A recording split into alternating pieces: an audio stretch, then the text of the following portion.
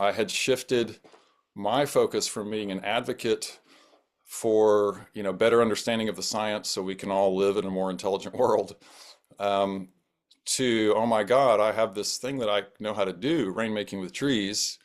And then again, because of the forest moisture circulation science, it seemed like if I positioned my watering station upwind of a really bad situation, I might be able to resolve it. And in fact, I thought that's why they were writing those studies, was so we would know how to manage bad drought, and deforestation from the drought perspective.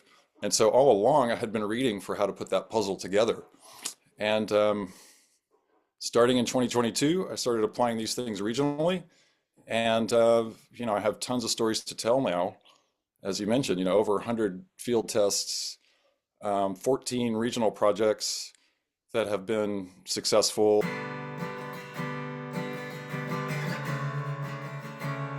Welcome, Wild Ones. This is Josh Schlossberg, host of the Green Root Podcast, the official podcast of Eco Integrity Alliance, where we're on a quest to uncover the roots of the ecological crisis. This episode, our guest is Chris Searles. Chris is an ecologist, advocate, and musician sharing a field-tested approach to rehydrating forests that strengthens natural rainmaking processes, relieves drought, and reduces wildfire risk. Through his nonprofit biointegrity.net, he's documented 100 plus successful projects preventing fire and bringing rain across Arizona, California, New Mexico, Oregon, and Texas. Visit biointegrity.net for more info. Welcome to the Green Root Podcast.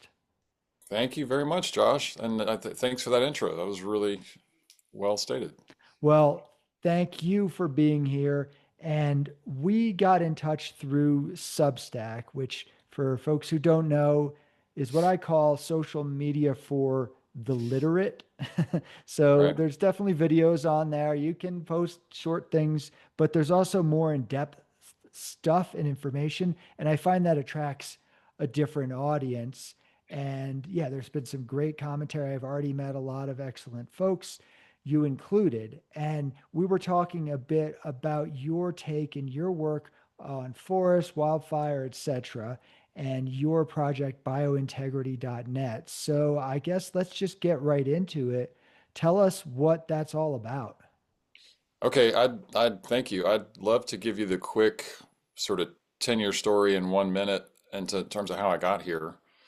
As you've said in the intro, I'm a musician. Really, I used to be a full-time musician, and I left that because I was looking for a more effective vocation, even though I enjoyed music immensely, and still am involved in it a lot. And when I found this idea of the cradle to cradle kind of nature economy in the built world, I was completely riveted and fascinated. And so for 10 years, I had an eco store called Good Common Sense. And I wanted to promote the idea that, buying consumerism related things that we all need, light bulbs and toothpaste and stuff, sort of the Walmart area, in a way that contributes to the future of nature beneficially, is the coolest thing in the world we could ever do to make our technological economy good for the future rather than a constant negative element. And and I did that for a long time, and I learned that I am more of a musician than a business person. I don't really have a desire to go out and kill it in terms of making money. I'm more interested in the sort of truth of the matter type stuff. And when I got into this 10 years of doing this, I was trying to figure out what's the best way to address climate change and the biodiversity extinction crisis. And I had never really been a person that was in academia, had not read. I got a full scholarship to University of Texas to be a musician, but that wasn't, frontal lobal kind of stuff. It was performance based. And so this question, what's the number one solution? This big, simple question led me to reading a bunch of studies just on where biodiversity was on the planet. And when I discovered that the majority of biodiversity was in tropical forests, and then I discovered their influence over the climate system of the planet, I found my new vocational focus I had been looking for all that time. And now it's been about 11 years of biointegrity. Excuse me. And so biointegrity began as a project to take the studies on the value of tropical forests and translate them into modern English so that people like me could talk about them over dinner, and we could begin to have a conversation about how this ecosystem at the equator, this type of ecosystem is, the most significant thing, sort of if you have to pick one to maintaining productivity and balance on the planet.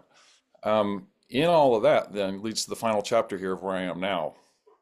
There's a ton more I'd love to say, but I was studying tropical forests, and in 2017, Science or Nature, one of the two big journals, posted an article called "The Amazon Makes Its Own Rain," and that was like, one of the most exciting things I'd ever seen in my life, and also sort of like I knew it, and also like this is great. I need something to get donors for the conservation movement to protect these forests even more excited. And, the forest making its own rain, well, that's pretty amazing. So I read into that science for a number of more years. And in 2020, I ended up taking all the science I had read on how forests affect moisture circulation in the atmosphere and narrowing it down to this study that was written in 2013 about the power of leaf stomata in terms of evapotranspiration. And so I'm sort of starting here because of what I just looked at on your posts as well. I think one of our common issues is like to maintain standing forest is one of the ultimate necessities of modern times. And so back to what I was saying, the power of foliar exchange of moisture is that it can control up to, according to this study, 90% of evapotranspiration. And that's enough to change everything in the atmosphere. When I read that, what I was looking for was verification that maybe temperate forests, like where I am in Central Texas, or subtropical, maybe they would react the same way as what it said happened in the Amazon. When you moisten the leaves on the Amazon, they release particles that cause cloud seeding.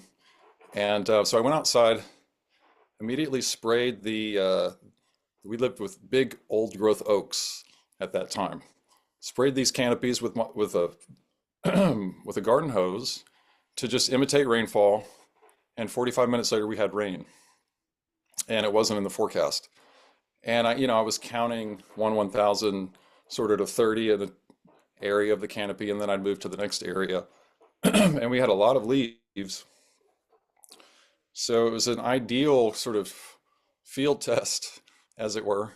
And by the end of the summer, I had, gotten to the point where you knew it would be about 45 minutes if something was going to arrive.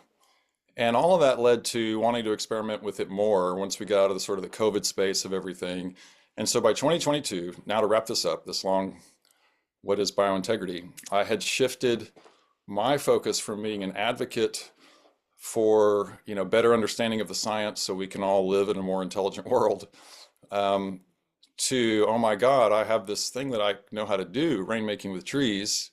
And then again, because of the forest moisture circulation science, it seemed like if I position my watering station upwind of a really bad situation, I might be able to resolve it. And in fact, I thought that's why they were writing those studies, was so we would know how to manage bad drought, and deforestation from the drought perspective. And so all along I had been reading for how to put that puzzle together. And starting in 2022, I started applying these things regionally. And, I have tons of stories to tell now. As you mentioned, over 100 field tests, 14 regional projects that have been successful, and fires that people have heard of that have gone out suddenly and things like that. So, I'd love to get into the details of that. At the same time, the main idea is, for me on the podcast, is to share just that this can be done and talk about doing it because it's so simple. And because we have a deforestation crisis that is, as you mentioned in one of your recent things, nature being broken, your most recent thing, that is causing the drought to worsen. And so we need to be doing this simple thing that I'm doing to protect our forests from, just natural degradation that comes from all of the encroachment that we're now trying to manage as advocates for better forests. Wow. Yeah, So, well, yeah. that's a great summary. This is a lot of stuff that I do know about, and then some stuff that I definitely don't. So some of this is certainly new territory for me. So I'm definitely going to want to ask some questions. But this concept of kind of engaging with nature in a way to make sure nature is preserved, that sounds like it makes a lot of sense to me. And yeah, so maybe you can go a little bit into some of the regional projects you mentioned, some specifics. I'd be really interested in hearing that, because looking back, it says you were in a few different states. So I'm here in Colorado, but Eco Integrity Alliance works all across the U.S.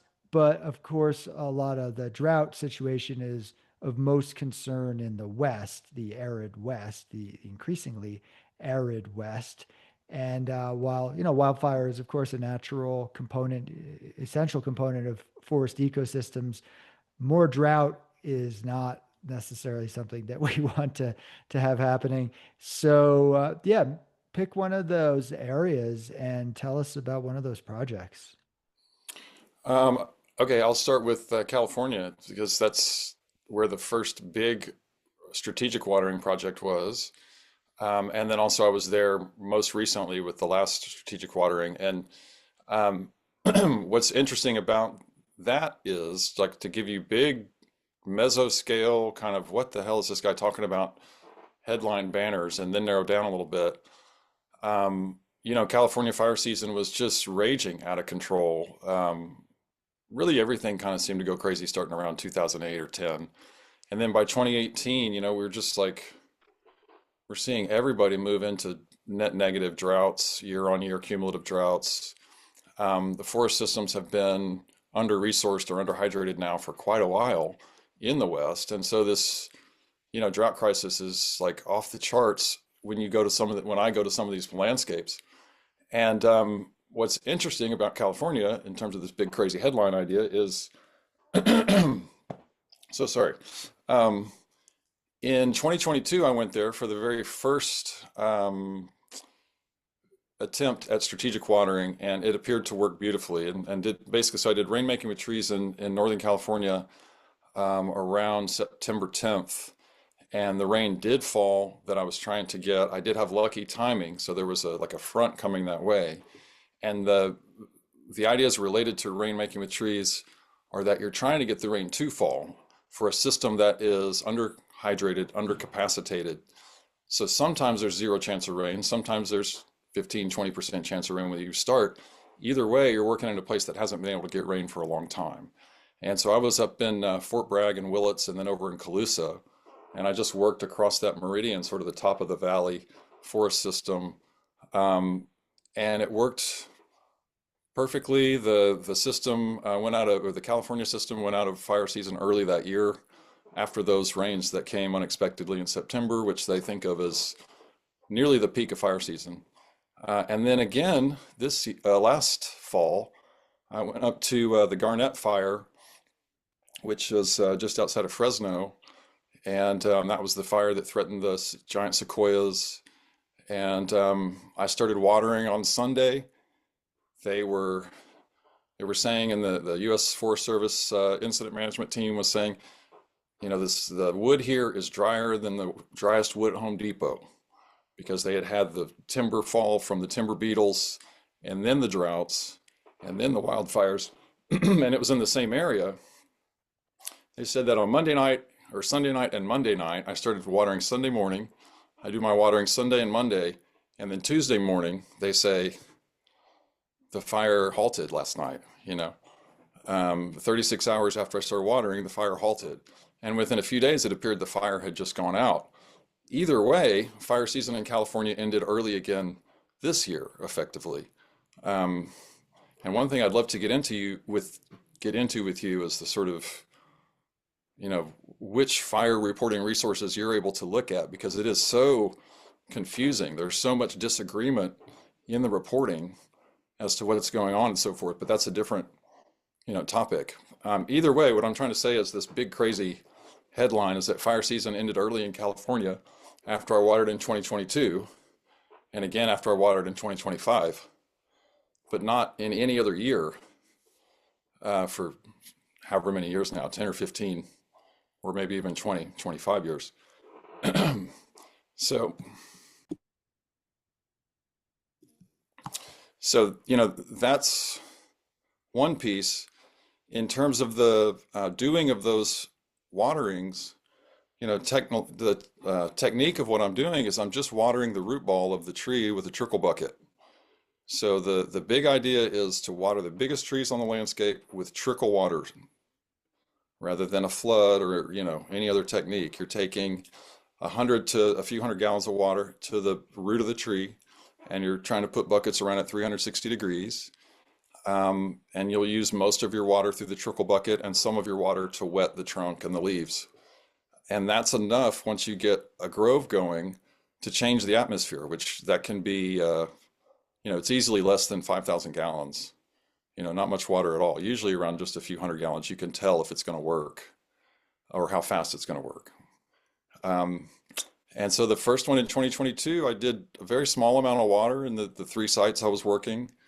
And my impression is that California works faster than the other states because of the size of the trees and the ocean. I presume there's just more moisture available in the air quicker there. Because I was in Oregon in 2024, and fire season ended early there as well after I watered. It didn't fully come to an end, but again, that's kind of like maybe it did, and the fire reporting is not quite clear about that for whatever reasons. But the watering of the systems, it seems to work fastest on the West Coast where you have the ocean and the tallest trees as compared to Texas, Central Texas, where I live.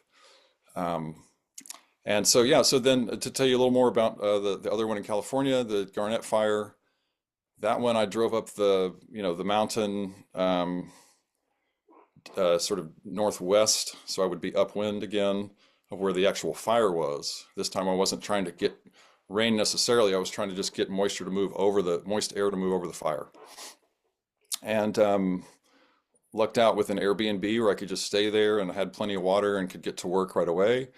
And you do this simple, slow, tree logical thing, which again is like take a bucket, fill it up with a 5-gallon bucket, fill it up with water with one hole in the bucket, let it just drip out for however long it takes. An hour is a good amount of time. You don't want to rush it. And there's just a ton of benefits that come from that for those trees. But in particular, if you're working with dry trees in a huge system, and I was at the part of the Sierra National Forest for this thing at the Garnet Fire, then the moisture sharing capacity of that system is like, it's as big as that forest is, effectively. So back to some of the stuff on, defoliation and deforestation being really, really bad ideas. Again, they thought that fire was just going to rage. They were bringing in as many people as they could. They brought in the Army on Monday night, and then we never heard about the Army helicopters again after that. And what I was doing was about 1,000 gallons of water a day.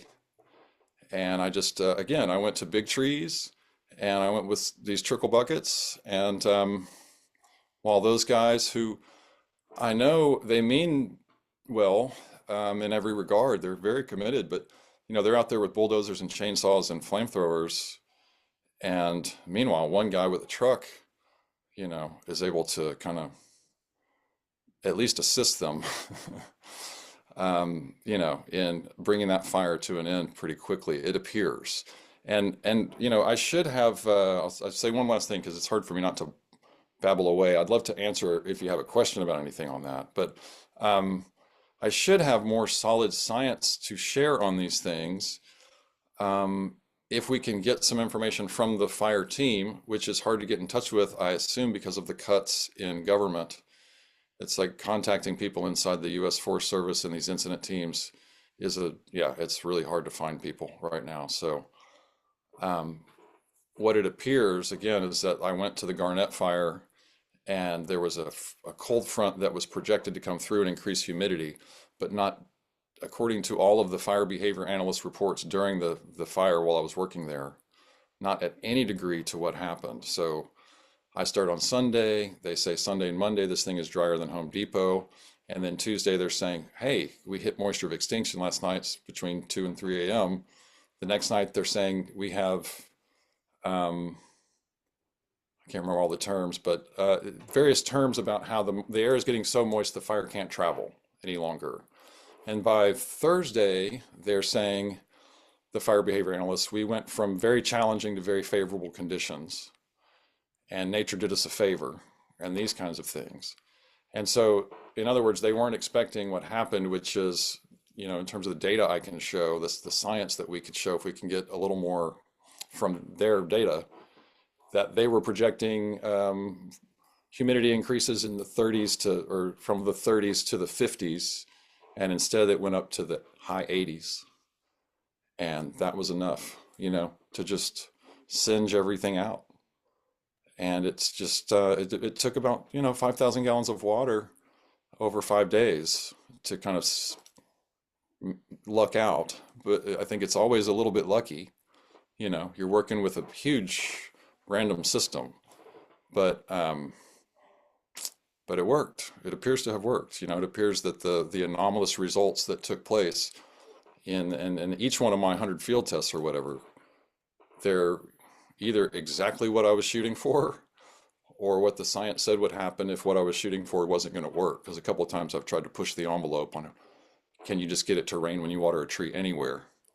And that's not exactly possible. But otherwise, you can count on the forest, to do the work for you of moving moisture and summoning moisture from hundreds of miles away and catalyzing it to fall once it has hydration to do so. So those are the things I'm working with, in each of these projects.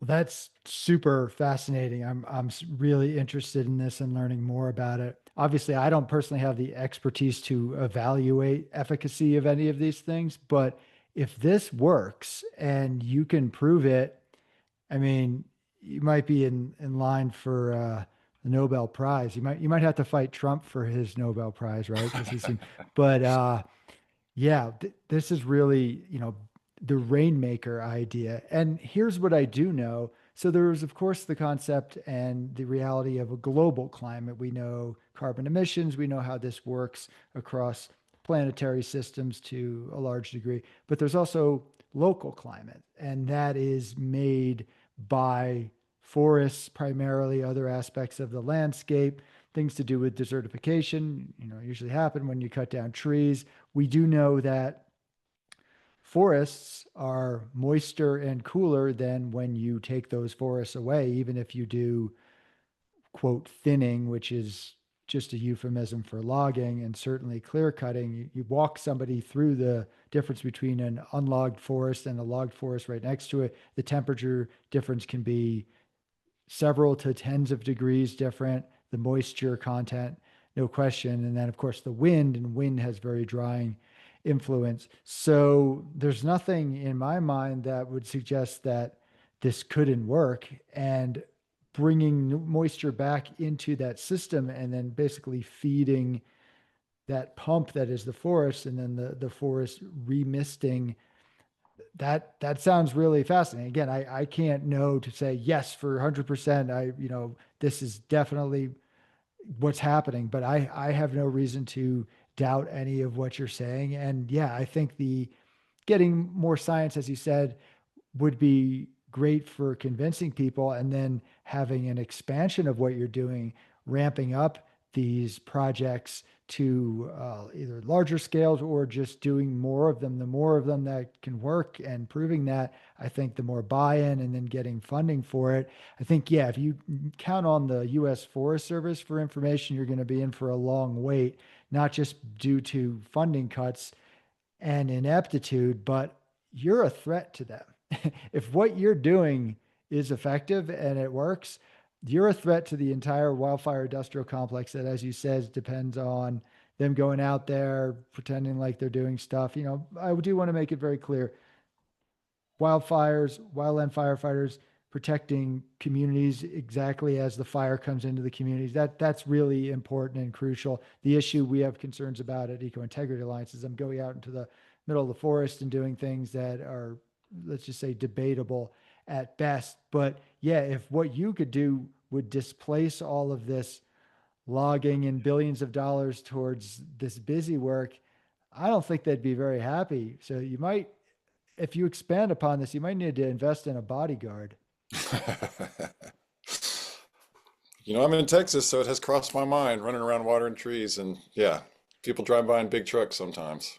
But so I, They just seem angry just from a distance. well, Yeah, sure. So you talked a little bit about California and Oregon, which are not the same forest ecosystems, but have some similarity in them being Western. Do you, any other projects that are in a different area? So maybe talk a little bit about Texas, because Texas is a totally different ecosystem from the West Coast. yeah. And I mean, they've all been, they've each been different from each other. The places I've worked have been, well, at least high elevation, low elevation, hill country, deciduous trees, conifer trees. In the ideal setting, you have mature old growth trees, which is how the study states it from 2017 in terms of the cloud seeding thing. That those are the ones that just need a little bit of water, and then they'll release their spores and other, biogenic particles, and that'll seed the clouds. But it doesn't have to be old growth trees. It's really about capacity.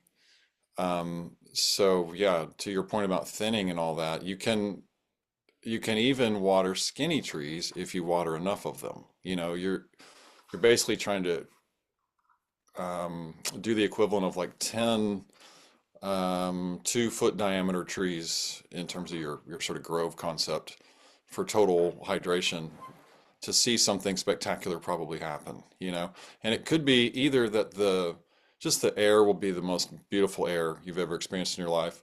Working in Texas, to segue over to that, I started out working in South Austin to learn how to do it, but I was also at a community garden in North Central Austin, which was in this sort of, Austin has a 30% forest canopy. They call it the city in a park. It's pretty good here. It's pretty good.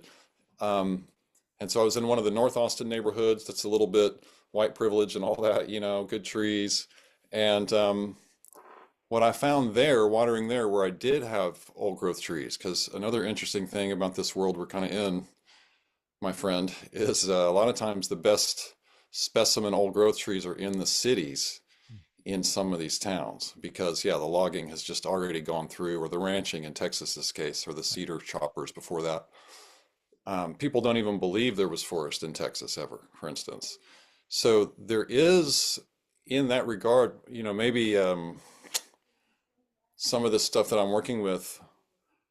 Well, I'll come back to that maybe. Anyway, so working in Austin, in North Austin, with big old growth trees, I could get winds to move like scary high sometimes. They would whip up whatever was moving around, and all of a sudden a baby bird would fall out of a tree. And this was in a place that wasn't, ever windy before that, and so I stopped doing certain things there. But you could also generate a ton of clouds, and those clouds would seem to propagate across the city sometimes, which was just mind-boggling. And also like, well, no one will believe this, you know. But it kept happening and happening and happening. In South Austin, I was working, I lived in a little trailer on a piece of property that was backed up against like a public park that was basically an undisturbed forest. And so it was an ideal setting. The place in North Austin was the end of the suburban canopy where it meets the main roads. And so those moisture currents would get kind of interrupted when they tried to culminate, but they would seemingly influence the larger region. Meanwhile, down in South Austin, where I was right up against the forest, I would get rain like constantly, little overhead showers. And so one of my sort of personal stories is telling my mother, in 2022, we can water your trees and make it rain. And she, of course, was like, you must be out of your mind. And I hadn't even thought that sounded strange when I said it out loud to her. And then 10 days later, I was doing a thing at her house when we got rain, and that video is on a couple of YouTube things. It's, my mother going, "Oh my God," because it was 104 on the day we got rain here, just right over her house. There's a cloud and everything. It's like this totally what people would want to see moment that did happen, but they don't all happen like that. They come together. The rains come together in various ways. And so anyway, working in Texas, you're generally working to now. I mean, I think we're in well, let's see, I should talk about the projects. So I did, most recently, I did the Central Texas Projects 2025. And that was an effort to interrupt or prevent what looked like was going to be honestly, the downfall of Central Texas. Because if I can go on about this for a few more moments. Okay, so South by Southwest last year, 2025, just 10 months ago, March 13th or 15th, somewhere around there. As we talked about, musician and so forth. So I'm involved in that. And on that day, we had smoke coming across from the west all the way over to Austin. We don't ever see that here. And it turned out there was a fire, a forest or a wildfire, but it was in the oaks near a place called Enchanted Rock. And this is supposed to be our wet season, moving into our spring rainfall season. And all of a sudden, the thing that's supposed to be the most wild and natural in this park is going up in smoke, and they lost 12,000 acres in 12 hours or something like that. So it was as fast as the fires that were in LA. And that got my attention. And I was thinking I would head to Idaho because Idaho's been so dry for so long. And instead, it was something like, oh my God, Texas is actually more droughted. And I heard from other people that trees were splitting in half and things like that. So I moved my Central Texas projects from the middle of the Central Texas forest system down to the bottom of it, the South Texas area. And I started watering there, and they had their best rain year ever, through June of the last 10 years or more that are on record. They were in a situation where everyone thought the water wasn't going to come back, And I started there, and I did, I think, at the end of the first week, effectively, of waterings, we get the first rain, which is a transpiration rain, which is another fun thing to talk about. So in this area of forest moisture circulation, the research only talks about it a little bit. But if you're a person like me who loves to be outdoors in these forests, you're very aware of the different levels of moistness and the different qualities of moisture in the air. They will, of course, as you mentioned, make mists, and make fogs. And those types of precipitation can also be turned into little bits of rain. And so you can get rains often with this stuff that I'm doing that you've got on camera, but the satellite won't see it because it's such a low level atmospheric occurrence.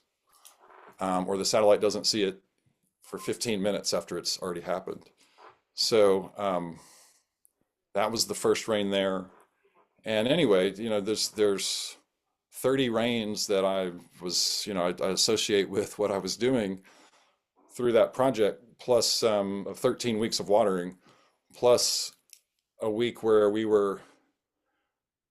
have these bomb cyclones right now in the winter, but we also have whatever the equivalent is now in the summer. That's not just a heat wave; it's like a bomb heat wave. You're going to get blasted with something.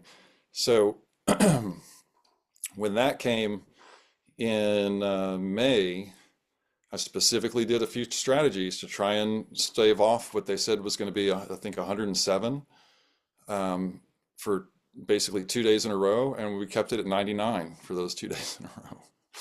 And what's so amazing, Josh, man, I really want to share this with somebody because it's been all me so far. I've been, feverishly trying to put out fire and then also having a hard time getting the message across.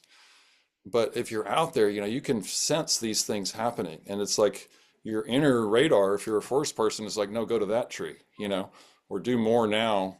See how those clouds are happening. If you get over there, you sort of get, you get pushed by the way the air changes around you to make certain actions and take on these goals that sound ludicrous to someone that's not into the forest science about how simple the forest system does these things. So again, to go back to the very beginning, and then I'll stop, like the 2017 Amazon study, my interpretation was a little bit of rain falls on leaves. It's not like the tree gets, super saturated. It's just enough rain to moisten those leaves that then, like the Gatorade effect on the coach, they exhale. They go, there's a change. And that's enough to move that stuff over to the next thing, and downwind and downwind and downwind. It's just dominoes in a very mature, beautiful, integrated system that has no, we think, disturbance relative to what we know here in North America. And my beginning of this whole thing was like, well, is that still true, or is that true outside of the tropics? Is that true in Texas? Is that true in a system that's been damaged? Is that true in the city? Is that true in a neighborhood? And I've been playing with that, for 4 years nonstop. And basically, it is always true that they'll move the moisture over the landscape to facilitate their health, which of course facilitates our best health. And we can rely on that. We can go back to that as a sort of new strategy for how we, I think, not just manage fire, but hopefully increase the value of nature. And some of the things you're talking about in your essay about how we need to come together on principles over preferences. I thought that essay was really great too, that we don't have enough in common sort of as a North Star of advocates and so forth. We're getting too caught up in, why'd you put fire in that thing? Fire reminds me of, anyway. Yeah, no, exactly. Yeah. So, Well, yeah, well, that all this stuff is fascinating. And it reminds me of, so there is an environmental journalist. His name is Nathan Gillis. Sorry, Nathan. He was on the Green Root podcast a while back. He writes for the Columbia Insight, and I know one of his main beats is this topic that he says is hard to get really when he does pitches for other places. I believe he's in charge of things at Columbia Insight, so he gets to say, is tree die off due to drought? So obviously, dead trees in a forest are necessary, important, etc. But if we humans are reducing water supply to the point where more trees are dying, that's a concern. My colleague Shannon Wilson, he is with Eco Integrity Alliance, and also he has his own organization, Eco Advocates Northwest. He has long been talking about what he is noticing in terms of drought stress in trees. And I got to be honest, the first time he mentioned it to me, I was like, I don't know if that's true. But over time, and I don't live in the Pacific Northwest anymore, so I couldn't verify any of that. But I'm like, all right, well, I mean, Shannon knows his stuff, but I'd like to see more verification. And then this Nathan writing these pieces. And so, yeah, I'm now convinced that is a real thing. And if you have some way that can address that. So I do think it's super important to stop the destruction of industry and its government partners in crime. Yet I do think that there is genuine, you can call it restoration, you can call it other ways of gently stewarding nature. And I think I'm suspicious of a lot of quote restoration because it's usually euphemisms for industrial extraction. But what you're proposing, and also just interrupt what you said as well, people thinking they know better than nature. well, sure, there's that, but right. But the idea of stewardship, going back to the way indigenous people coexist with the land, I am very much in favor of that. Just very cautious about how it's co-opted and misappropriated. But in the case of what you're proposing, I don't see any harm in doing these experiments. I mean, you're adding water to the landscape. That's hardly some greedy industry tycoon coming in there to steal resources. So to me, this sounds like at least something to continue with the experiments and tabulate the evidence for that. And yeah, I guess the question, and obviously if this, you don't have to provide details of this, but do you have funding for this, or is that something that you're seeking out?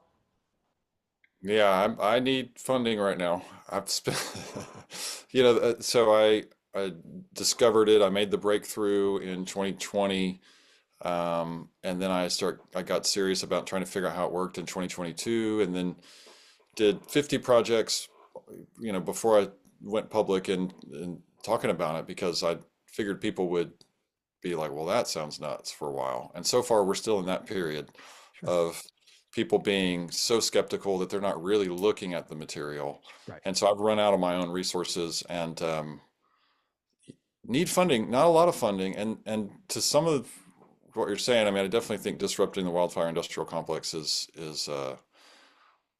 going to be challenging and all that. Yeah. But I mean, it has to happen for the sake of the continuation of civilization, period. It's not really like fighting that, it's fighting defoliation and decirculation of moisture, over landscapes.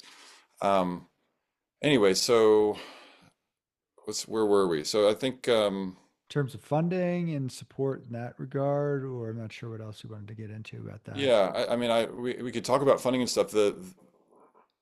The funding doesn't need to be great to do this. The application of it could be lots and lots of people doing 5 gallons at a time in their backyards, and especially people that are, connected to forest systems, whether they are in the U.S. national parks or not.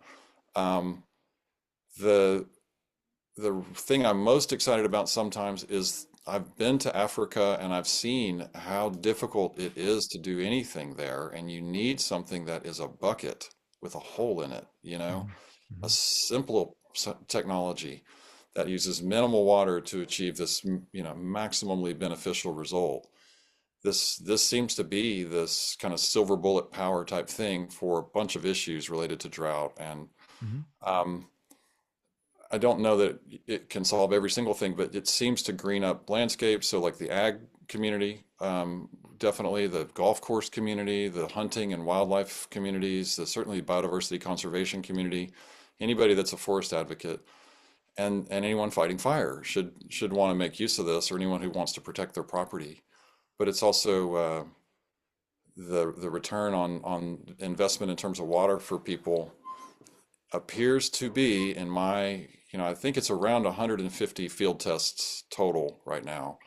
Appears to be that when you apply it correctly, meaning like slowly at the root ball, not way out under the drip line, and when you do it in groves and targeted strategic ways that I've been doing it, you don't get, 10x back or something like that. You get like 1800x or 6500x, back, because the regional system of the atmosphere in it will bring moisture in and then it starts to move around.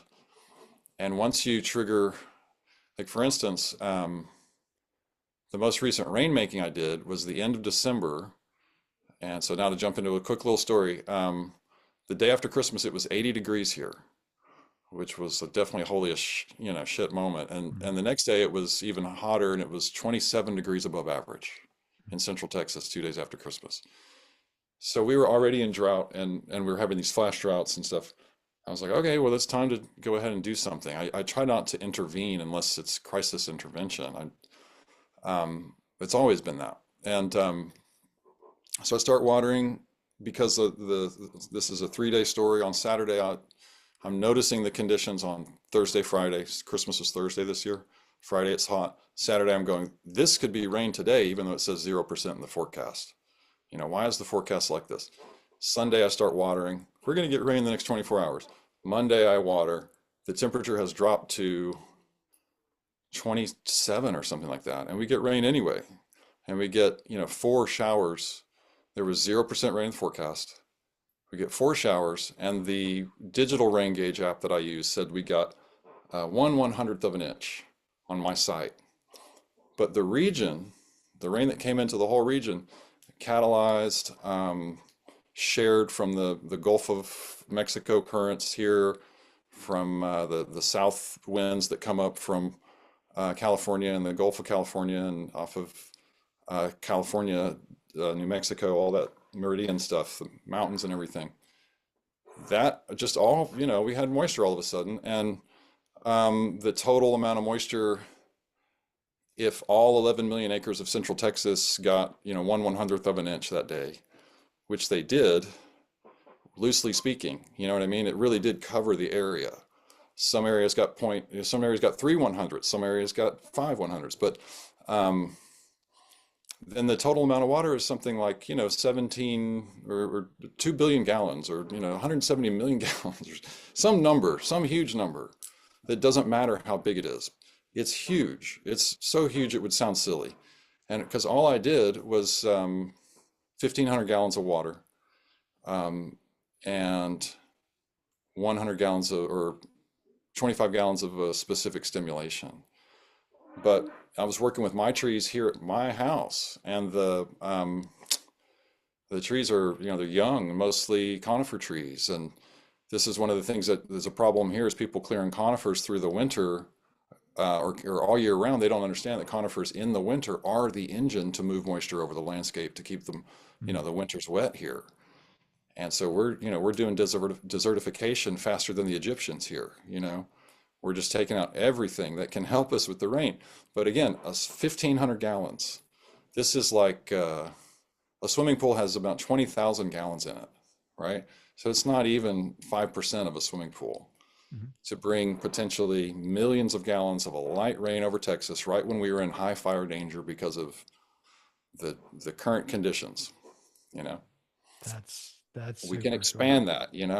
And I want to partner with someone like Eco Integrity Alliance because it seems like we have so much in common to move our message into bigger audiences. Is we need something that is a powerful solution that's meaningful. Yeah. And this Well, seems to be.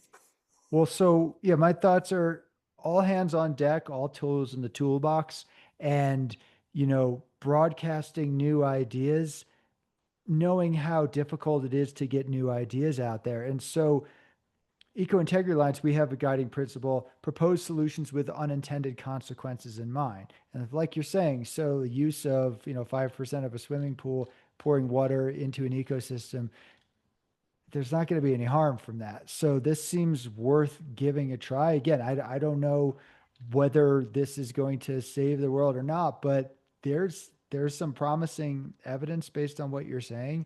And what I think about also is, even though my focus is primarily on ecosystems and wildlife as an ecosystem wildlife advocate, I also do care about human beings. And I'm on the board of Well, an organ. we know that it's human beings benefit from this care also. For It's, sure. Of yeah, course we do. we're trying to take care Absolutely. of the primary layer.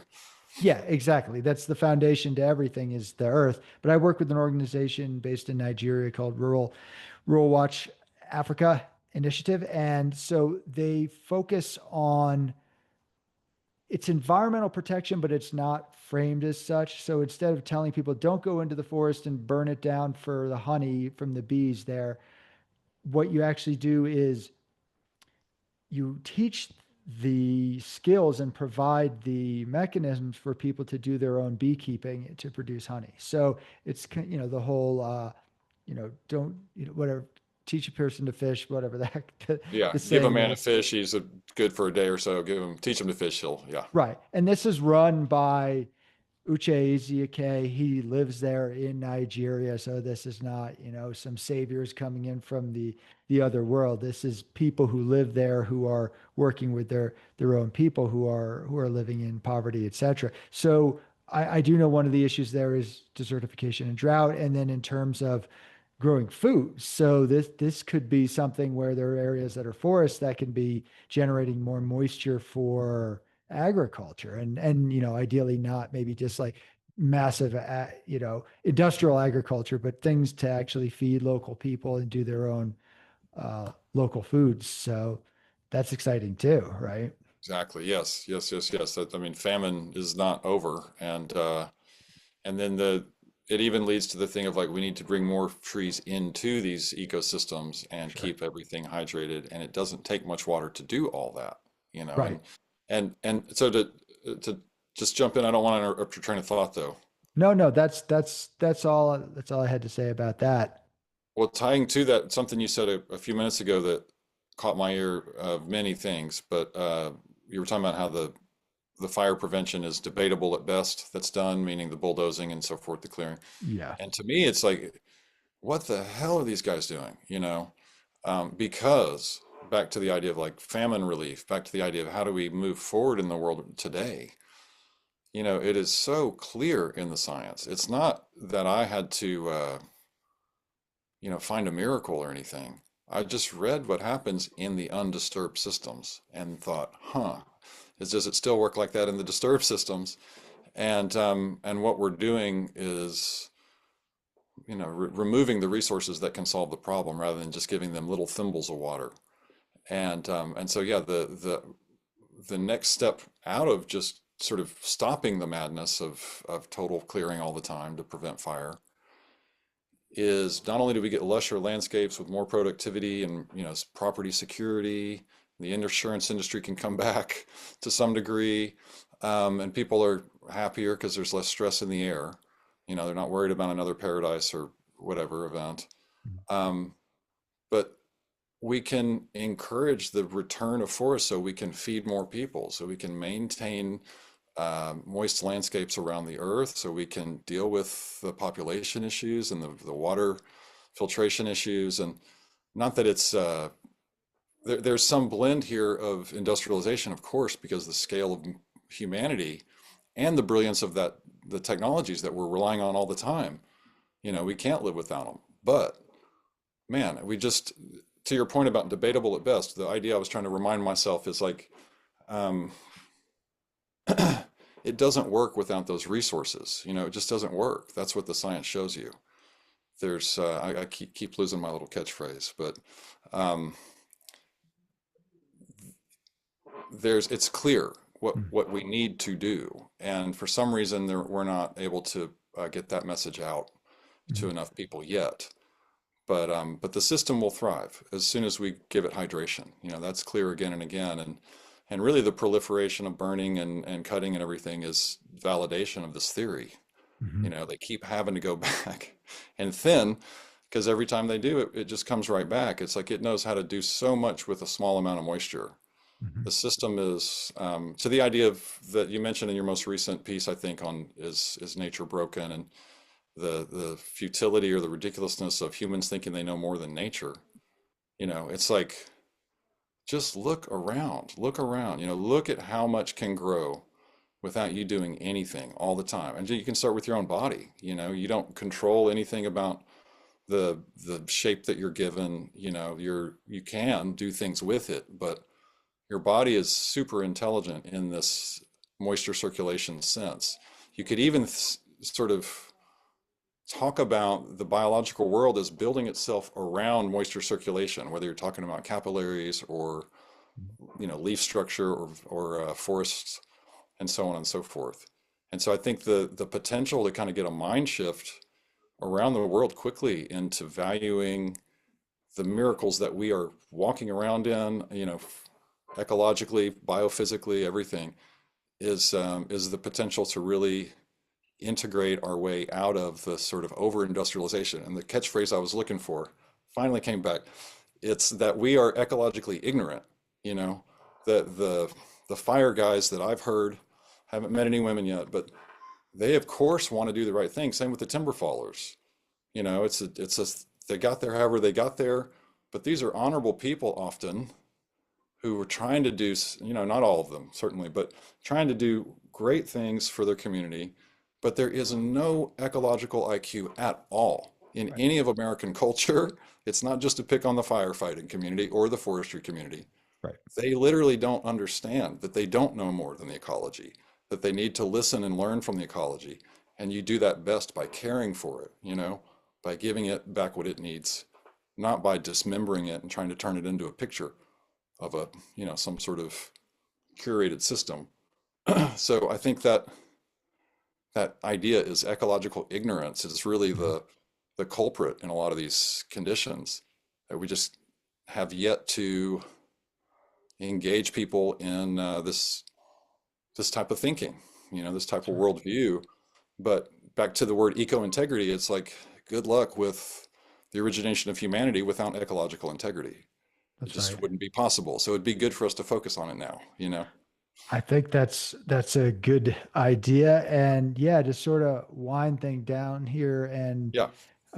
things down here. And the final question, which is not sure if I prompted you in advance. I try to remind listeners that I'm going to ask about it, but I'll get to that in 1 second. But this will actually, I'll pre-mention it. So the roots, your thought on the roots of the eco crisis. But so this will give you a couple minutes because there's one other thing I want to say. So if I didn't remind you in advance, you have a time to figure something out.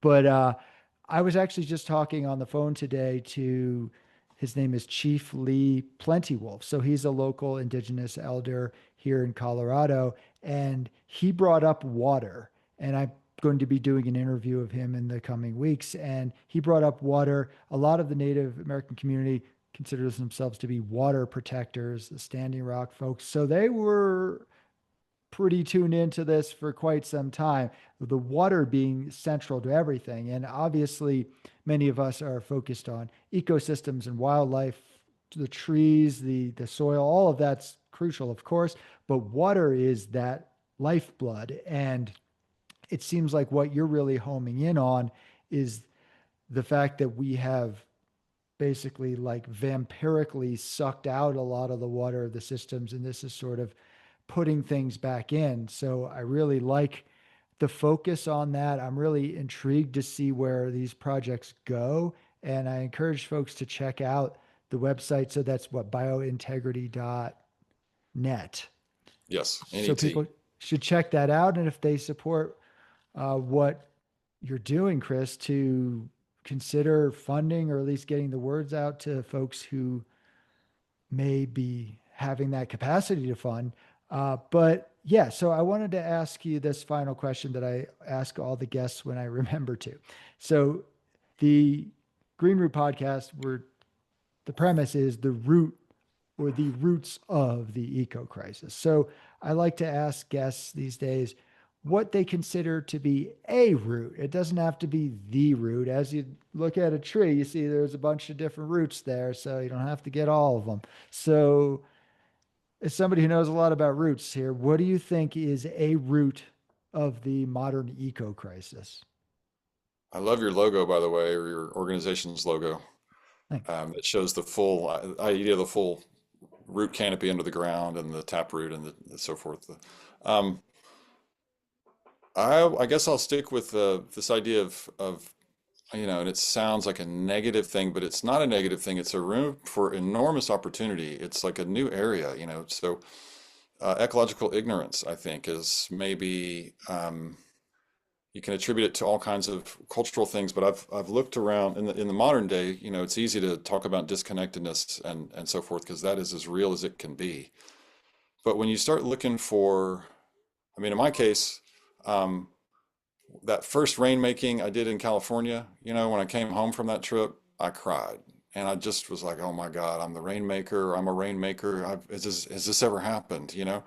But it works. It seems like it works, and I've done it 75 times here, and I just did it in California. And um, so that isn't magic. It's just ecological science applied. And then maybe I'm really lucky with the way I'm applying it. But at this point, correlation is not causation. But I've got perfect correlation, like, Mhm. I said, like on 150 field tests. And I long to tell people about this because it's so easy to utilize what I'm doing. It doesn't require belief system. It's really kind of anti-narrative. And so one of the things I've, been focused on in trying to discern how to move forward and what we're facing and stuff is in this era of, the modern moment of just everything being through a screen all the time. It's really amplified the propensity of human beings to live their whole lives inside of narratives. And when back to the idea of the historical emergence of a rainmaker, whatever, when you look back through, Mayan history even, but certainly various using AI, various indigenous cultural histories, um, the stuff like Sitting Bull is available, but it's not the same process, and it's not like that was his his role in the rainmaking portion there.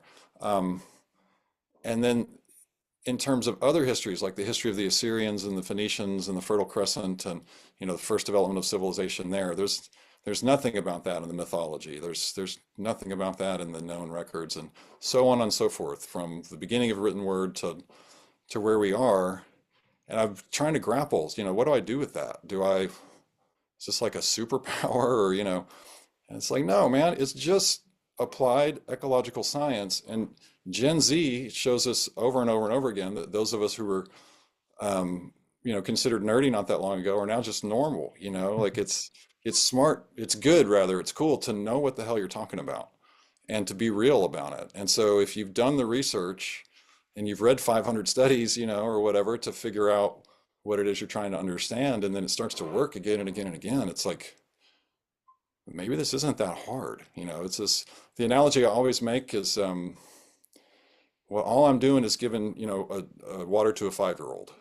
It's like, I wouldn't spray that child in the face with a hose. I would give them a small glass, a little cup to drink and help them drink at their pace. And then when they've had some water, I'll give them a little more. And if they want to drink that, they can have more. And that's what the trickle bucket is. It's the same value of innovation as like a drinking cup. We just went from trying to drink out of our hand or a gourd or a bag or whatever to something that can hold the water and make it a little easier to intake and, use it for full hydration. And it's like, if you're thirsty, you drink water through your mouth, not pour water on your arm, Right. But we are so ecologically ignorant that we don't know these basic things about the real world that we actually live in, the biophysical reality we actually live in. So again, rather than thinking of that as like, oh, a rant, which I'm all for, not very good at, it's also like the best invitation imaginable to move into an eco-integrity mind or a biospheric integrity mind, because now you're looking at everything as the miracle that it really is. You can't explain why, I'm 6'5". You know what I mean? No one in my family's ever been that tall. You can't explain all these things that are actual present miracles around us all the time. And those of us who love forests have that sense when we're in the forest, and we can amplify this. This is the solution, is to get more air moving with forest molecules, forest filtered molecules in it. So I think we can, I know I went on and on here, but I think this, eco crisis is primarily not just about the lack of empathy, sympathy, connection, emotionality. It's literally just like, man, if we would just try and be smart. Yes. Yeah. No, I love that ecological ignorance. That is, I would agree, is a central root to this problem and us getting information out there. Hopefully, this podcast, I guess the question is, would somebody who is already ecologically ignorant click on this podcast? I don't know, but trying to get it out there in many ways, shapes, and forms as we can. And I've been really inspired by what you have to say. And I think you explain it really well. And it's pretty fascinating stuff to me that I would say anyone rational minded should at least be open to the possibilities of this. And yeah, this sounds really intriguing. And I appreciate your passion and your engagement on all of this. So thank you so much. Thank you, Josh. And so one thing, we got to get you or Eco Integrity Alliance to try it. And that's all I've ever said in my outreach to various people is like, you can call me whatever you like, but just try it. And Fair. and to say one last little thing, we did this in 2023 in Austin. I did this thing called the Cool Austin Challenge. And it was to give your biggest tree in your yard, if it had 12 inches or more diameter, um, two 5-gallon trickles, so 10 gallons total, and then take another 1 to 3 gallons and pour it gently down the trunk of that tree and watch what happens. It should, in Central Texas anyway, because of the weather at the time, it should cause a breeze to move right over you, a cooling breeze. And this actually went viral locally, which means it got 3,000 views or whatever. But friends, told me I did that. Damn it if it didn't work, right? So it's like if we could just get you guys to go do a couple of buckets, you know, and also let me interview you about all the issues inside the U.S. Forest Service. Right. Hopefully we can really just spread the word. Just get people trying it, and it'll help itself. I will certainly give that a try. It's winter up here at 8,500 Yes. feet, but uh, when the ground thaws out, and I can talk more about the details of specifics of how to do all this, but I am absolutely open to trying this experiment, and it sounds really, really cool and fascinating. And yeah, who knows? This might be big. So thank you again for everything. So, yeah, thank you, Josh. Same. Thank you for everything that you're Of doing. course. It All is right. out of fashion to be self-deprecating again, which Well, I it appreciate. is it. It's Yeah, hard not to if you're a Gen X aged person, which I don't know if you are, I but am exactly. I'm self-deprecating and arrogant at the same time, so it balances out.